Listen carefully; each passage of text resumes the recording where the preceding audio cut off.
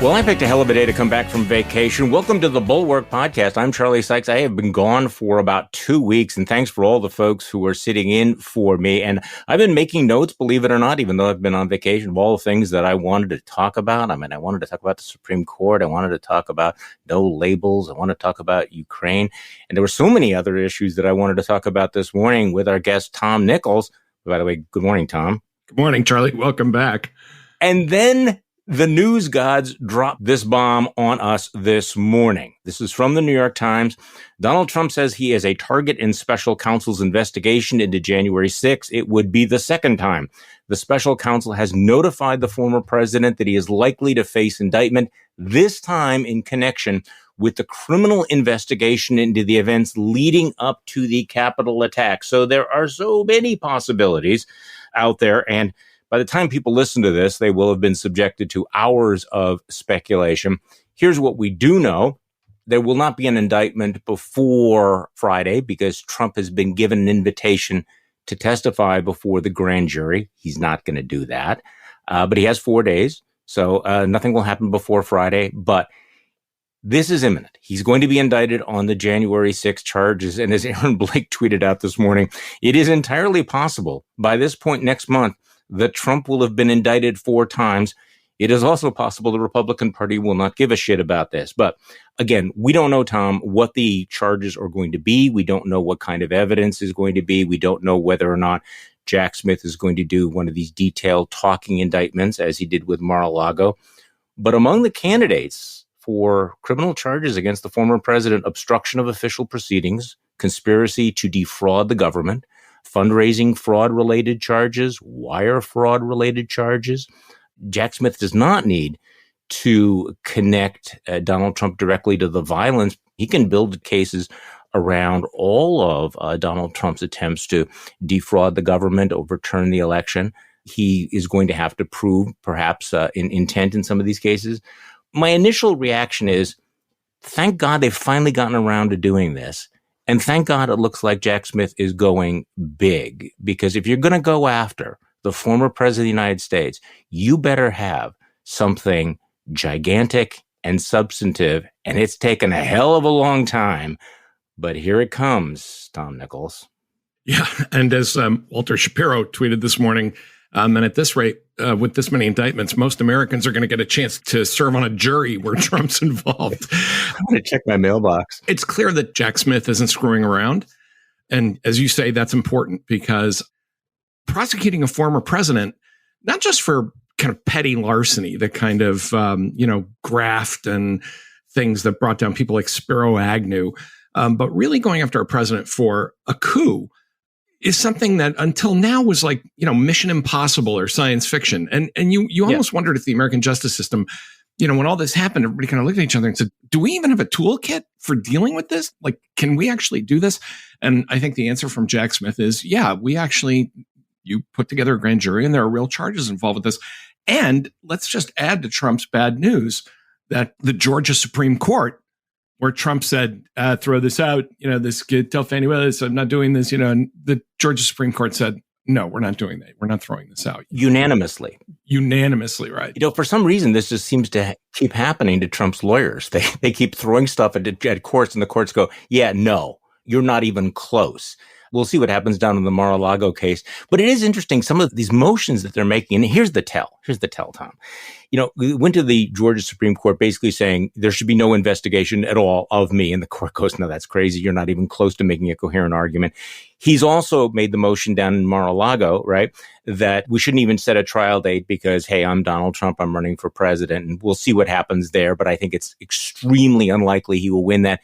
These don't strike me as the kinds of motions that serious lawyers make as part of a serious defense. But it does strike me as the kind of thing you might do if you want to keep throwing up smoke and dust and delay, because right now, Donald Trump's best chance to avoid being a convicted felon and staying out of jail is to be elected president of the United States next year, or have another Republican be elected who will basically nullify all of the charges and convictions against him. Isn't that the strategy at this point?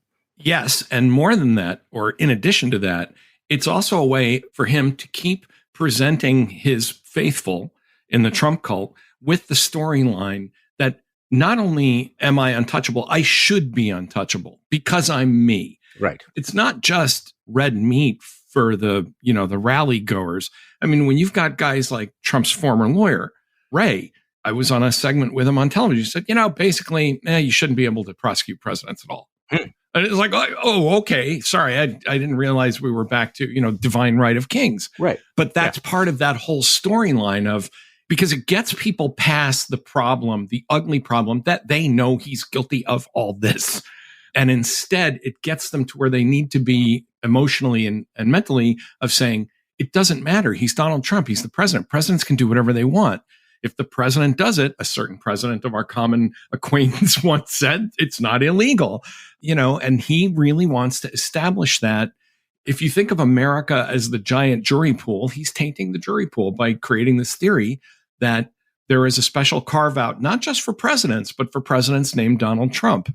So some of this is the same old, Republicans will, rally around the president and everything. But I think it's important to notice how incrementally they go further and further and further. And this is happening in real time, watching Republicans figure out new ways of rationalizing Trump's behavior, new ways of delegitimizing the rule of law. And listen to Kevin McCarthy this morning. I mean, look, we haven't even had the charges. Again, on Earth 2.0, the prudent thing to do would be to say, well, let's wait to see what's in the indictment, right? You would wait to see what is the evidence? What are the charges? What has Jack Smith done? Of course, that no longer exists. It doesn't matter. It doesn't matter to them, right? But listen to Kevin McCarthy.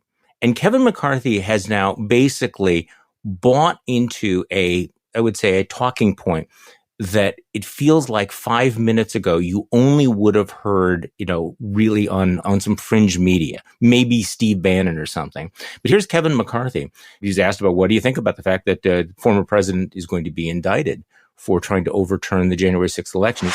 Well, I guess under a Biden administration, Biden America, you'd expect this. If you notice recently, President Trump went up in the polls and was actually surpassing President Biden for re-election. So what do they do now? Weaponize government to go after their number one opponent. It's time and time again. I think the American public is tired of this. They want to see equal justice, and the idea that they utilize this to go after those who politically disagree with them is wrong. Okay, so there's Kevin McCarthy. And I think what's really interesting is it not only is he now completely channeling, the I'm going up in the polls line from Donald Trump, but the whole idea that all indictments, including, say, the indictment of the informant in the Hunter Biden case who turned out to be a Chinese spy, it's all about retaliation, right? It's all about Joe Biden going after political opponents. And once you've established that as kind of the go-to default setting of Republican leadership, you know that there's literally nothing that will be in that indictment that will make a difference to them. Yeah. And, when you were talking about McCarthy, there's this weightlessness to the speaker, listening to this kind of childish babble, well, what do you expect from the DOJ and Biden's weaponizing? I was thinking back to, 30 years ago or more when I worked on the Hill. And I remember, of course, I was working for a Republican at the time, but I felt like even the people we disagreed with, everybody walked around with this kind of sense of real gravity that, you were doing this great thing within our majestic, maybe I was young and naive and impressionable, but it seemed to me that even some of the silliest members of Congress felt the weight of the Constitution and their duty and, just their day-to-day work. And I listened to this stuff and it's like a model Congress in a mediocre, college somewhere. Not college, middle school. Yeah. Okay. Junior high. A kind of not very good high school with a model Congress with, the guy that wants to be elected class president, constantly just trying to kind of stay ahead of the pack. You are saying we're not dealing with serious people. Yeah. I mean, it's worse than unserious people. Where we ought to retire grown-ups because we're not talking about grown-ups anymore. I guess what I'm edging toward here is really there's a question of patriotism here. I mean, do these people care about their country and the Constitution? And clearly what they care about are their jobs and television and podcasts and this kind of psychic gratification of just being in the game all the time.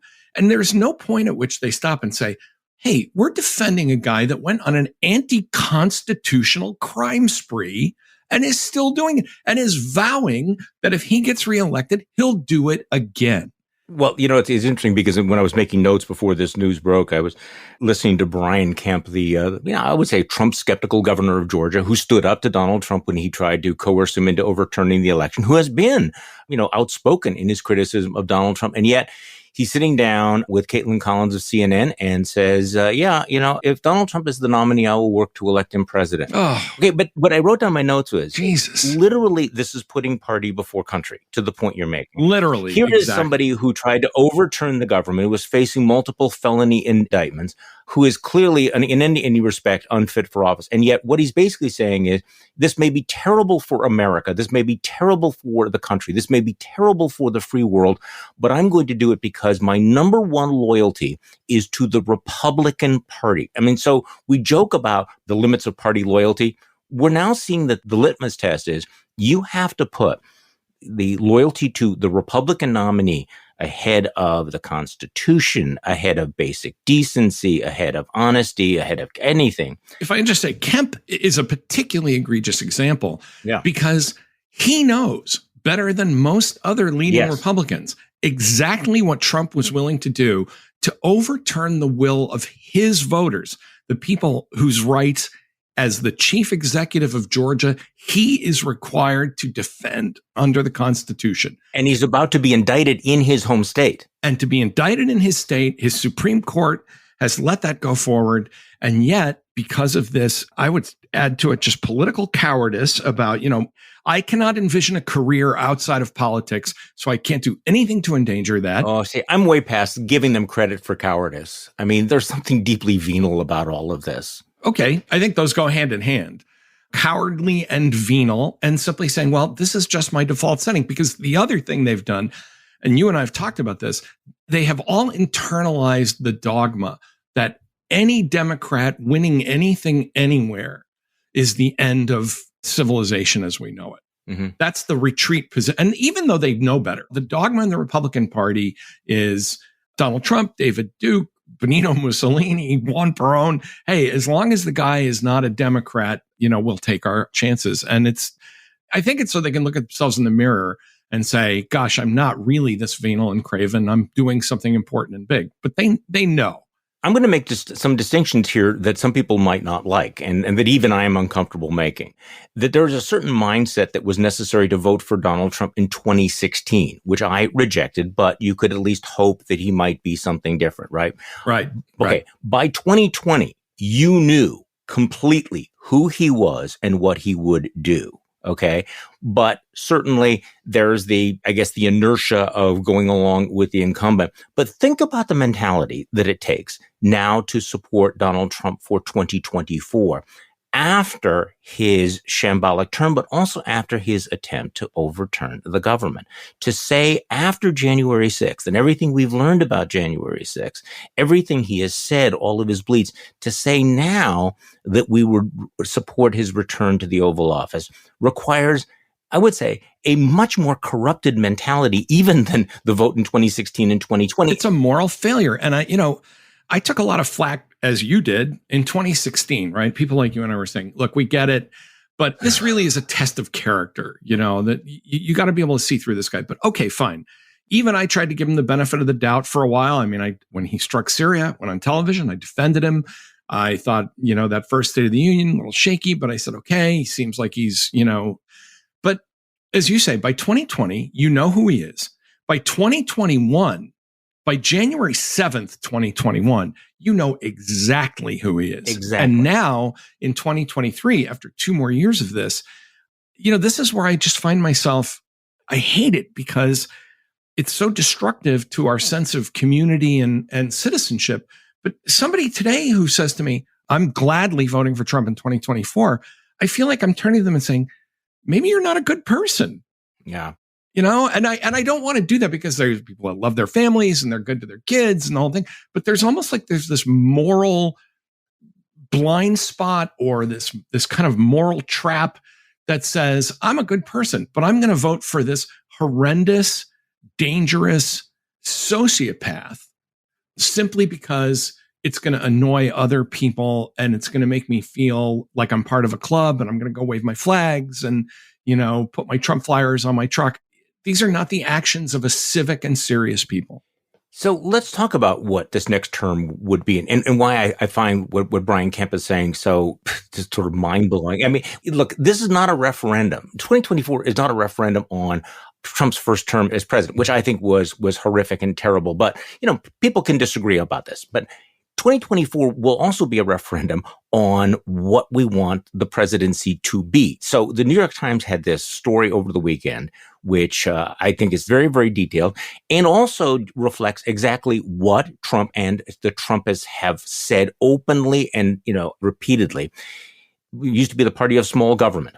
Donald J. Trump and his allies are planning a sweeping expansion of presidential power over the machinery of government if voters return him to the White House in 2025, reshaping the structure of the executive branch to concentrate far greater authority directly in his hands. People go, well, that's the New York Times. No, this is exactly what Donald Trump and his closest allies have been saying they want to do. This is literally what they're saying. It's almost as if, the Tom Nichols of the world say, you're, an authoritarian, and the Trump people are going, yeah, and your point, you can't handle it. That's what we want. You could even argue that the New York Times was soft pedaling it, that headline was like a new theory of government, a sweeping realization. No, it's an authoritarian power grab.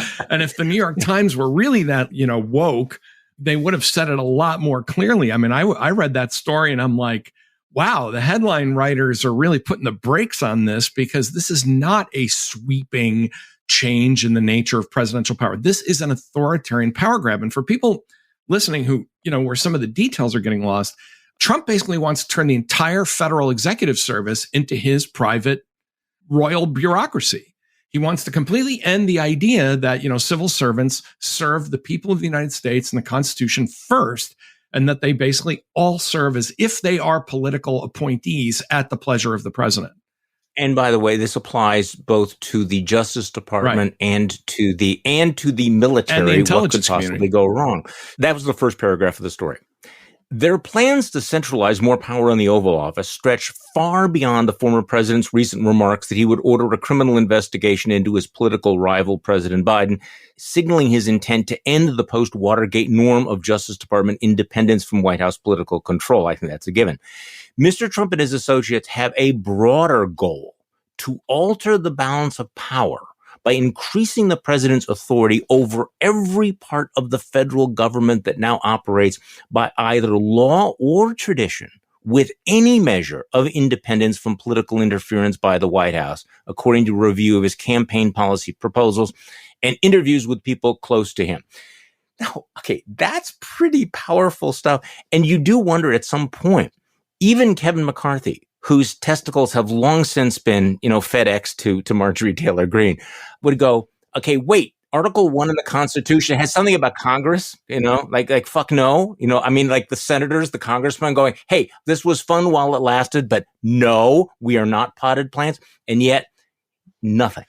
Well, because Kevin McCarthy and Elise Stefanik and the rest of them are like, okay, but I get to stay in Washington and eat in good restaurants, right?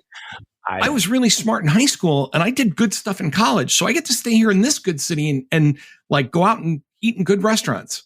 I can do that, right? They will survive under Trump or anybody else because they will simply mold themselves to whatever that is. But I think the thing that's so incredible is when, people say, well, we're conservatives, these are Republicans acting like radical left-wing totalitarians. People are saying, say fascist, no. Peronist, caudillos, authoritarians, corporatists, whatever it is.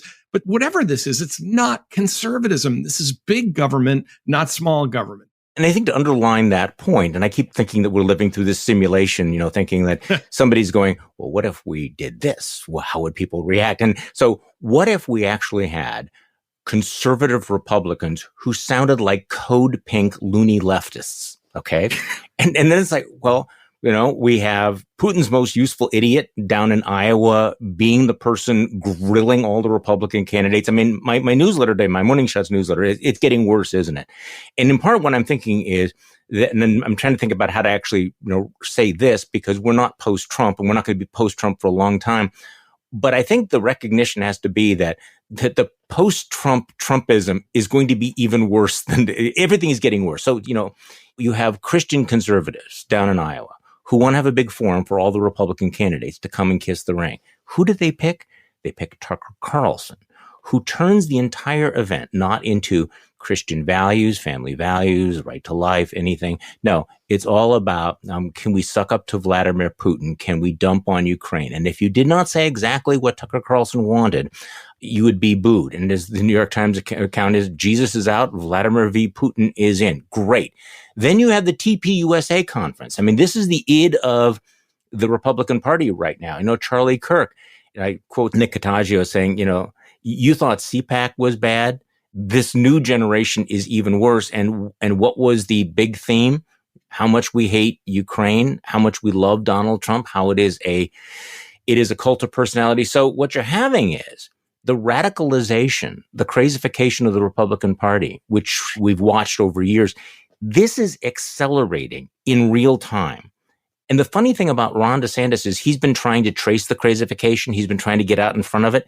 It's becoming even crazier than his ability to keep up with it. Even when he puts out the Westboro Baptist Church anti-gay videos and everything, he's trying to be as right-wing as possible. And it's almost impossible to keep up with the way this party is crazifying itself. Compared to TPUSA, CPAC is like, the Second Continental Congress. Exactly. Because again, this is all part of the attention economy. Like all of these people have figured out that being media personalities is easier than working, especially these younger folks, who have they've never had a job other than being outrageous. That's their job. It's like they've monetized being nuts. As you point out, that leaves everybody scrambling. So how do I capture that instead of leading, instead of saying, I'm not going there, I'm not going to kiss that ring. Maybe they fall behind in the primary, or maybe they put themselves at danger with the base. Although I actually think that a sane Republican, a lot of Republicans who will be pissed about everything. Well, we've seen it in every election. The Republicans come back, the Democrats come home, but the acceleration here is also turning inward on MAGA world because they're starting to eat themselves because they can't keep up. There was a great piece about Jim Jordan and his multiple gish-galloping, crazy speeches and pointing out that these conspiracies are now actually starting to overlap on each other and are going to devour themselves because there is only so much anger and so much attention before they start cannibalizing each other's theories. And I think it reinforces the idea that none of this is about getting anything done or finding the truth. They don't care. This is all performance art. The Republicans have given up on governing, which again, as a conservative party, right? What does it mean to be a conservative party? Small government, rule of law, governing. Nah, screw all that. That's all gone. Come on, enough with the logic and the history. It is all gone. It does strike me as you're going through all of this. I was reading one account of a recent TPUSA conference, and Tom Cotton, of course, always wants to pander. He, felt the need to tell everybody in the crowd, turn off your porn and get engaged in the world. One of the thoughts that sort of, inappropriate thoughts that came to me was, no, actually, that's the analogy. For a lot of these folks, politics is porn and porn is politics. It's something where you don't actually have to engage in a real way with other human beings, and there are no consequences to any of your decision. And you constantly need to up the level of stimulation, right? And it's all about gratification. Right. It's all about self-gratification. Right. There is no sense of, duty or deferred gratification or, community service. It's, what makes me feel good right in the moment. And also, what keeps me, I'm just going to be total grumpy old man here and say, especially with a lot of these younger conservatives, it's like, what keeps me from having to go and move out and get a straight job? Because the Trump era has been a godsend for people whose only talent is being famous. Well, it's also a lifestyle. And, you and I both remember back in the 60s, there were people who, went into, various really exciting social movements and, built their lives and their identity around all of that. And they never came out. You know what I mean? Interestingly, I just finished reading Ron Brownstein's book on 1974 in Los Angeles. It's a really interesting book. And he points out that, a lot of the people who went into these radical politics were able to do that because they had the money to do it. Jane Fonda, right? It's easy to be a radical when you have that money to be able to do it. And he talks about, Tom Hayden having to kind of drop out of things for a while because he was broke and he had to move from San Francisco and he moves to Los Angeles and he tries to start over again. These kids have figured out, hey, screw all that. Screw all the, the prep work and the grunt work and the door. Just say something insanely offensive and then charge your advertisers. And it works. So let's go back to today's news about the dropping indictment, because I think this is the moment that had to come. And I'm not going to claim that I was prescient here, but I did circle this week on my calendar, figuring that if something happened, it was probably going to happen this week. And I really wanted to be here because you look back at, and to your point about the criminal justice system finally getting around to being able to hold Donald Trump accountable.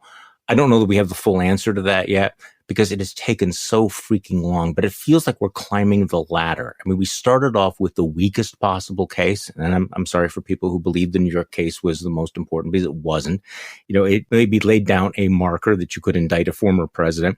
The Mar-a-Lago case, considerably more serious. But if we would have come to the end of this year with just charges and paying off porn stars and taking the classified documents and violating the espionage, if that was all it was, it would have been a huge failure of the criminal justice system. It would have set a precedent. And Jack Smith, I think, has understood this in a way that maybe Merrick Garland didn't understand. I don't know why it took so long, but he's going big. All of these other cases, have their importance, and I hope he's convicted of them. I'm not going to pretend that I don't. If the evidence is there, I hope he's convicted of them. But this is the crucial case. This is the big one. This is the one that will actually decide whether or not the criminal justice system, the rule of law in this country, can stand against a president of the United States who is trying to attack the Constitution. This dwarfs any case. This dwarfs any of the charges that would have been brought in Watergate. I'm sorry, go on. Charlie, you're reminding me when you were saying that of a scene in one of my favorite movies, The Verdict, where Paul Newman is this, broken down lawyer, and he looks like he's going to lose. And his colleague says, "Don't worry, there'll be other cases." He says, "There are no other cases. This is the case." He keeps repeating, "There are no other cases. This is the case. There are no other cases." But I want to give one cheer here for Alvin Bragg, because I think you're right that it kind of broke the ice to say, hey, I may just be a city prosecutor, but this guy broke a whole, shitload of laws in my city and in my state for what I think are felonious reasons. And I'm going to indict the guy. He lived here. He did all these crimes here. Imagine the alternative world in which Bragg had declined. Trump would have said, see, everybody knows these cases are bullshit.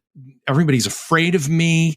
And then Jack Smith or Fannie Willis would have looked like they were trying to make up for or somehow compensate, for Bragg being intimidated out of chasing down Trump's earlier crimes. And I think the law is the law. If Trump broke those laws in New York State, then he ought to be held accountable and convicted in New York State if the evidence is there.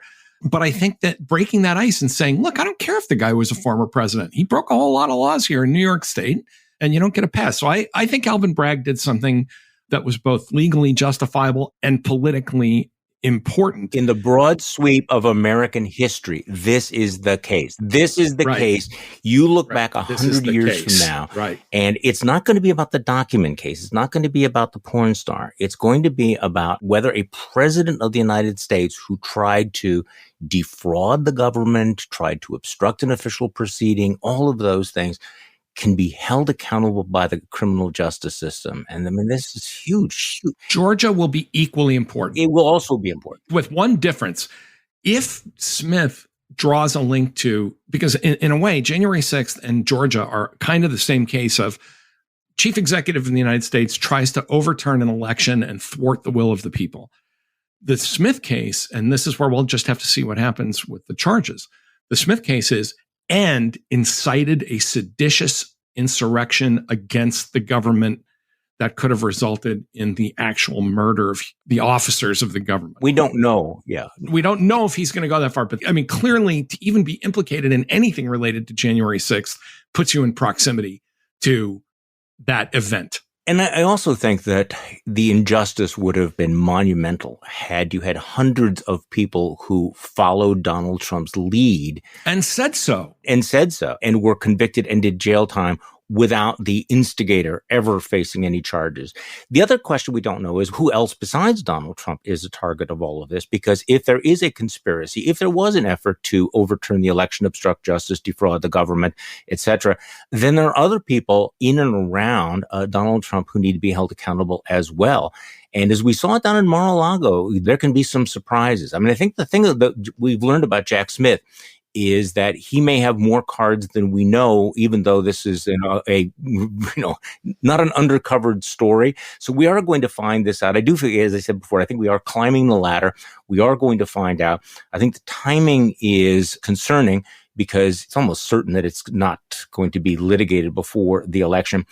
But also, I think now we are getting answers to other questions, and maybe not a surprise. Because I remember when there was the question, several months ago, well, would the Republican Party nominate somebody who was actually indicted? And I remember saying, I think Jake Sherman and I were on a show and we both said yes. But at that point, it was like, yeah, think about how crazy that would be. I mean, think how crazy it will be if Donald Trump has to wear an ankle bracelet to Milwaukee when he's renominated, which is not impossible. And now we know that, yes, the Republican Party can nominate somebody who's indicted, almost certainly will. And they just seem to have locked themselves into this because it doesn't seem, I mean, I'm getting bored with this commentary, but I don't see that this is going to derail him. Until it does derail him, I think we have to assume that it doesn't. And the Republican Party is going to go into 2024 with a man facing 4 separate indictments for dozens of felony charges. What world are we living in here, Tom? And part of the treadmill that you and I always end up on, part of the hamster wheel we're in together is the problem is the base. Yeah. Because they don't care. It's a kind of a mass psychosis among 40 or 50% of the Republican base. And you were talking about January 6th. The other thing that happened over the weekend, I was more gobsmacked than anything else. The story that I think sums up so much of this, the woman who was about to be sentenced in Florida, the Florida school teacher who stands up and says, before you say anything, Judge, let me just blow up the whole agreement to get some reduced time and basically tell you all that you can, go F yourselves here. And the judge kind of shrugs and says, okay, 6 years. I suppose you could say this is like nitpicking, right? And say, well, this woman, maybe she had issues. Maybe there's an emotional problem. But there are so many people like this who are like, yes, my life for you. I would go to jail for Donald Trump. And I'm like, she thinks she's going to get pardoned. See, they think that she's going to get a pardon for all of that. So, and she might. What I'm about to say may be a little bit naive, and I understand why. You're correct. We have a base problem. However, we also have a leadership problem. And I think that what all of these Republicans are looking around for is somebody else who's going to stand up and provide the leadership. So, for example, there have been all of these off-ramps where if certain trusted voices would have said, okay, you know what, we've been with him up until now, but this is too much. We cannot do this. Now, you had it with Bill Barr. There was a moment there when Liz Cheney broke with him. There was a moment when all of these other, Trump administration people broke with him, and it hasn't made any difference whatsoever. And it looked like after January 6th that you had all of these Republicans who were resigning, who were saying this is it, we are done with him. But I think it's now naive to think that even with this indictment coming down, and I'm basing this on what we heard from Kevin McCarthy, is that Republicans will take this opportunity to say to the base, look, we know how you feel. We are with you. We hate the same people you hate, but we can't do this. Now, Ron DeSantis has a chance to do that today, right? He's on, I'm guessing by the time people hear this, they'll realize, that Ron DeSantis whiffs once again. Who knows? Again. But if they don't do this now, there is no off-ramp. Right? I mean, if they don't say, give him the gold watch, but we cannot do this. I mean, we can make one more point that I made in your publication, The Atlantic. It continues to amaze me that we have saved the lowest possible standard for the presidency of the United States because there's no publicly held corporation in America. There's no school in America. There's no rank in the military where you could engage in this kind of conduct and keep your job. There is no place where you could be facing these criminal charges where you would not have to step aside, step down, drop out, do something. only for Donald Trump running for president of the United States can you behave this way and be indicted for it, be arrested for it, face felony charges, and it still not be considered disqualifying to X millions of people. I'm sorry, my rant is over. It is a ghastly reality that the only job left that Donald Trump could get in this country is president of the United States. That's it. You're absolutely right. No, people will say, well, that's, no, I mean, think about it. You apply for a job of managers at an Arby's with that record. You think you're going to get the job? No, only president. Or, Donald Trump said, okay, I'm out of politics. I'm going to be the, chairman of, not his company, but, publicly held company. I'm going to be chairman of a company. Not a prayer. No board would take him. Well, I want to be appointed as a diplomat. Not a prayer of Senate confirmation.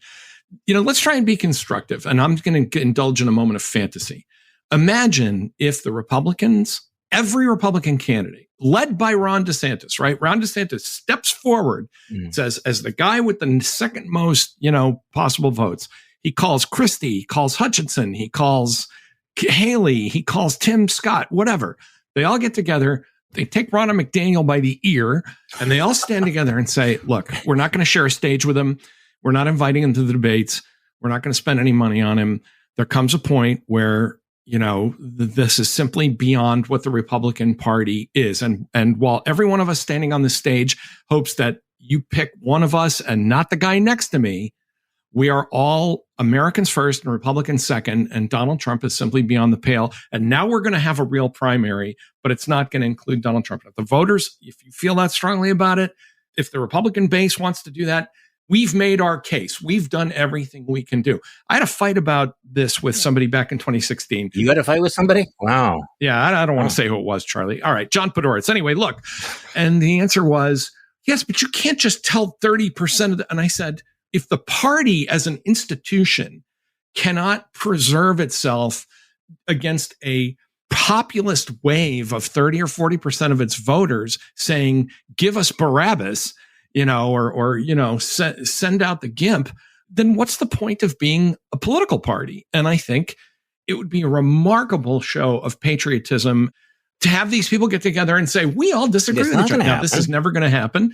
I was living in a very happy moment and you blew it up. I'm sorry. But, you had to give me 1 minute of saying, boy, wouldn't it be great if all these Republicans got together?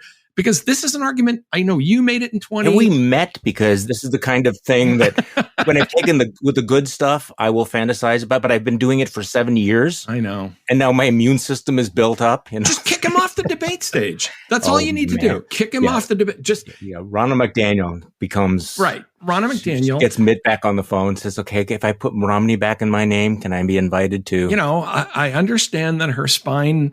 is a plastic tube full of helium. Plastic actually has resilience, is a kind of a, full of helium. But at some point, what is the point of being a political party? And again, this is the David Duke moment. This is what maybe because of, age and all that stuff. You remember this, where he's not one of us. He's not a Republican. And it was an easy choice. They used to be able to do that shit. Right. And not only that, but to say, yes, Republicans, you should vote for the Democrat. Let me tell you two things that really worry me. All right. And we don't have time to get into them. I am worried about the grifters from no labels because I can certainly understand their appeal right now, especially, saying, well, should we have a third choice? And the answer is yes, absolutely. We should have a third choice. But this is, and I'm sorry to repeat myself, people, this is a real existential threat. I mean, this is the heart attack right now. We can have the seminar on various treatments for cancer later, okay? But right now, we're on the pavement and this is going on. That's worried me. That's number one. More, I have to say I'm worried about the Joe Biden thing. I am worried that the Democrats have locked themselves into pushing a guy who is maybe one of the few people in American politics who might lose this election. But somebody asked me to write a piece saying, making the case for why Joe Biden should drop out of the race, give him the gold watch, good job, but, move on, whatever. And I couldn't do it because I can't get by the Kamala problem. And this is where it's like you're checkmated. Joe Biden is too old. I think there's a real danger that, he's one fall away. He's one thing away from just absolute disaster. And yet, if he's not there, I guess I don't have enough confidence in Democrats and the progressive base not to nominate Kamala, who is, I'm sorry, I can't decide whether she's a parody of Being There or a Veep. Well, what do you think? One comment each on no labels. First of all, let us just say with clarity, any third party run that is not a third party run by Donald Trump, which would be, I would welcome a third party run by Donald Trump, which could happen. Any third party run by any candidate against Donald Trump guarantees the election of Donald Trump. The end. So all this bullshit about we want another choice and Americans not binary and I don't have to make hard choices.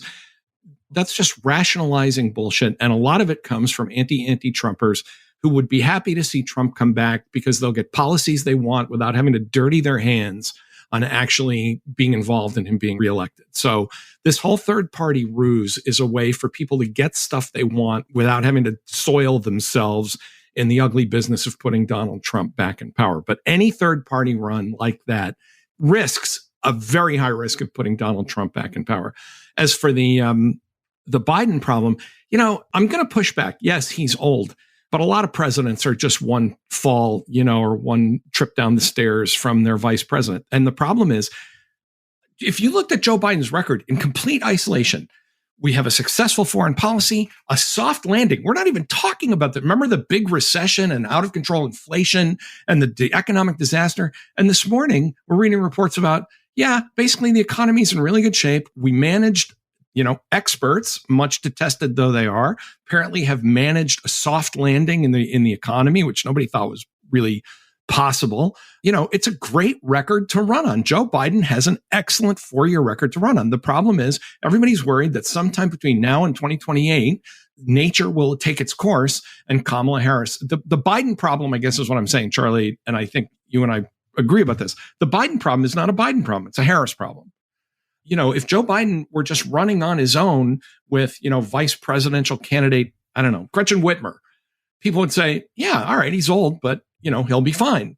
The problem is that the Harris pick was a problem from the beginning because she didn't really bring that much to the 2020 vote. There was a lot of baggage there. Supposedly, I seem to recall reading that Jill Biden was not a big fan of this choice. And now, as you say, they're kind of trapped in it. But I still think, just based on the record alone, Joe Biden deserves reelection. Now, in a better Democratic Party, somebody would say, let's do a shuffle here. Let's make Kamala Harris, I don't know, Secretary of State or whatever it is, do the Hillary Clinton shuffle down the line. And once again, just like with Republicans banning against Trump, I'm living in a fantasy world that made me feel good for a minute because it's not going to happen. You said that Biden is the one guy who could lose to Trump. I think he's actually the one guy who can still beat Trump. If Donald Trump is on the ballot, I'm going to vote for Joe Biden. There's no question about it. I don't have to defend Joe Biden. I don't have to say that Joe Biden is the best thing since sliced bread. I don't have to say that people who, do not applaud him are stupid.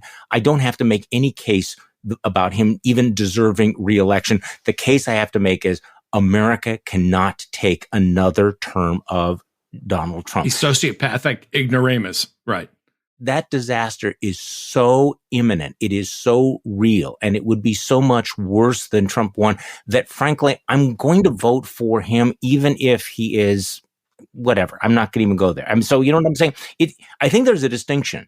And I think that never Trumpers need to remember this distinction between saying we are never Trumpers and we'll do everything possible to keep him out of the White House without feeling the need to become fanboys for the other guy. But I want to amend that one bit, Charlie. Because it's not like, when people say, well, I don't want to vote for Trump either, but I can't vote for somebody as terrible as Joe Biden. The problem is you're not voting for anybody terrible. You can say, look, is he Thomas Jefferson or George Washington? No, but he's been a pretty good president, well within the parameters of normal, and actually a reasonably good job. You don't have to be a fanboy, but you don't have to hang your head and say, well, he's not great, but he's not Trump. I think that's the problem that a lot of these anti-Trumpers and Republicans keep trying to back everybody into. It's like, oh my God, you actually want me to vote for Joe Biden? Yeah. I mean, a perfectly plausible case. I want to vote against Donald Trump. I just want to make that clear that is my priority, is voting against Donald Trump. When I voted for Hillary, pinching my nose, but I did vote for her. I did it in part to throw one more vote on the popular vote tally. In my state, it didn't matter. But, Trump actually was really I'm pretty chapped about the popular vote. And I think it's really important to send a message to say, yes, this is the thing I would have done. But you're absolutely right that to even flirt with the idea of voting for Donald Trump at this point, or even to think about countenancing, is insane. And I think, by the way, the moral calculus is different. If you live in Wisconsin, in Michigan, Pennsylvania, Georgia, Arizona, or Nevada, the moral imperative is much greater than somebody who lives in, say, Maryland or lives in California, because your vote matters. Because your vote matters in a real way. Listen, we have to have you back, because I have to say, I wanted to have a long discussion with you about the U.S. Supreme Court and the decisions and the coverage of the court, because I think you and I agree and disagree on certain things. I wanted to have a really long discussion about your back and forth with David Sachs on Ukraine. I wanted to talk about J.D. Vance and his demagoguery. We don't have any time. We didn't have any time for all of this, because once again, we're consumed by this indictment news. So can we make a date to have you back to hash out all that other stuff? It's a deal, Charlie. Okay, thank you. And thank you all for listening to today's Bulwark Podcast. I'm Charlie Sykes, and yes, I am back. We will be back tomorrow, and we will do this all over again.